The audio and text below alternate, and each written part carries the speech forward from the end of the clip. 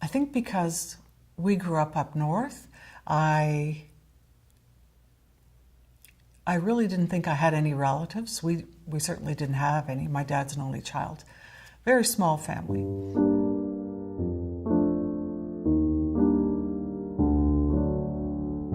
To me, my ancestors were my grandparents. I didn't know their parents. I didn't know their parents' parents. I didn't know any of that.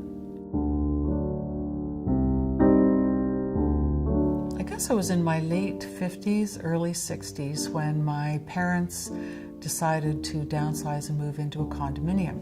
Now, in their house, they had all the contents of my grandparents' house, so there were boxes and boxes downstairs of family history.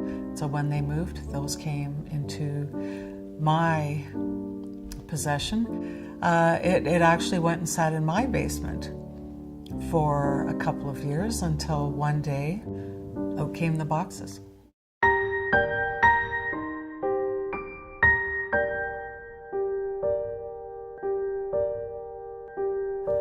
Life-changing. It was. Most of the things in the box related to Midford Moore. Midford Moore is my grandmother's brother, great uncle. I didn't know much about her older brother, Midford. He was 3 years older than she was. I knew he had died in the war. He enlisted shortly after his 18th birthday, and I guess he just turned 19 when he was killed. There were letters from his mother to him overseas, many letters from him to his parents. Most of it, although was saved, was between my grandmother and him. There were letters and postcards. December the 21st. London, Christmas 1915. The most marvelous thing that I have seen here, I think, is the traffic. Now, this is someone from Parry Sound. He's in London. You can have no idea of it. The streets are just solid lines of trams, streetcars, and taxis. And yet, oh. Okay. They went to Westminster Abbey, and he said, I was so surprised that they had Queen Elizabeth and Mary, Queen of Scots, so close to each other, buried, because that just didn't seem right. And that gave me a big laugh. But it showed me he's 18 years old, and he knew more history and events than certainly I ever did at the age of 18.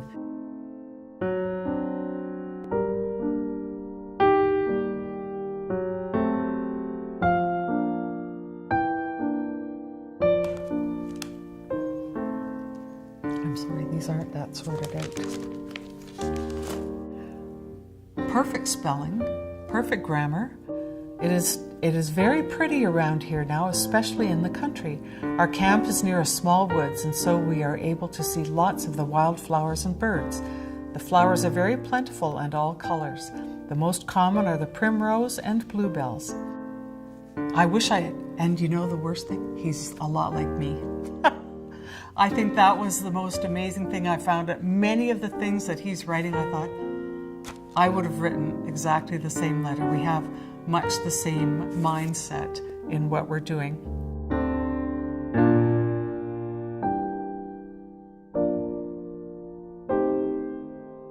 Dear Winona, I got your letter today. I've been transferred into the 19th Battalion and found it waiting for me there. You can use the address that I sent you first for this battalion. It is goodbye to the kilts now, and I am not very sorry, as they were not very good for the trenches. Yeah, I can imagine that. Oh, for heaven's sakes, don't quit high school until you get your matric. That's what he said. It is the biggest mistake you can make.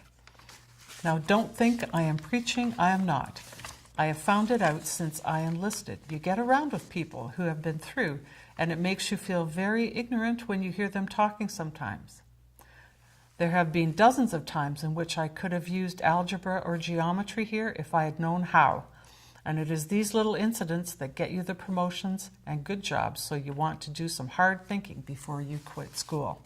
Please excuse this short note, but I have several other letters to write and I'm leaving for the trenches in a couple of hours.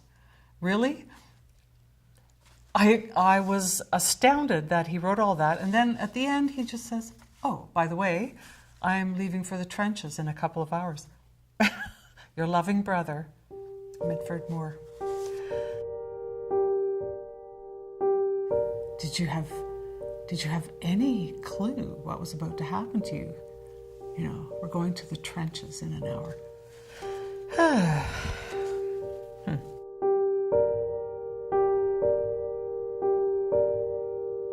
This one was to his sister. It's from Flanders in France. Dear Winona, I have received your letter some time ago, but never had time to answer it until now. You see, there were lots of more important letters to answer before yours. Classic big brother. I've joined the Scouts now. He was a signaller, which kept him back. Signalers did semaphore, but they also used the phones and were communications. He wanted to be up at the front where the action was. He says, I have joined the Scouts now, so I guess you can address my letters to the Scout section. It is a fine job, even better than signaling, and a lot more interesting. Sometimes at night, we have to go out on patrol in front of our trenches. There's lots of excitement in this. As we never know when we are going to meet a German. I have been over close enough to his trenches to hear him walking around and talking. He must have written his mother a letter and suggested that this is what he wanted to do, because she replied, September 3rd, 1916. Now, he was killed on September the 12th. So she wrote him this letter that he never got.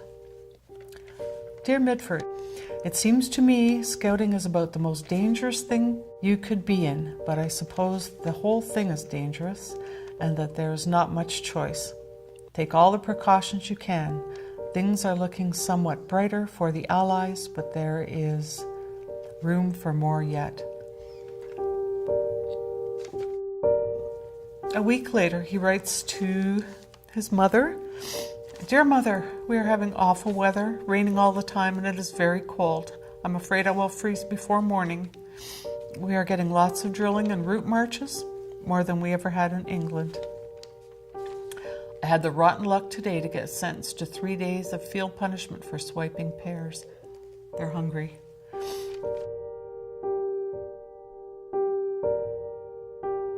Here's one to his sister.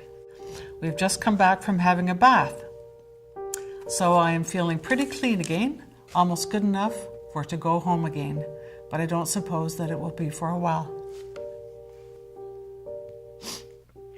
Sorry.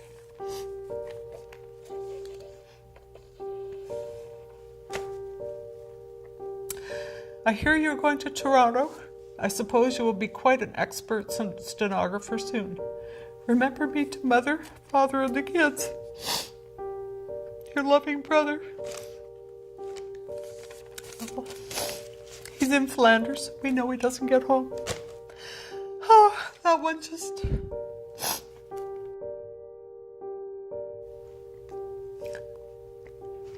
So young, so silly.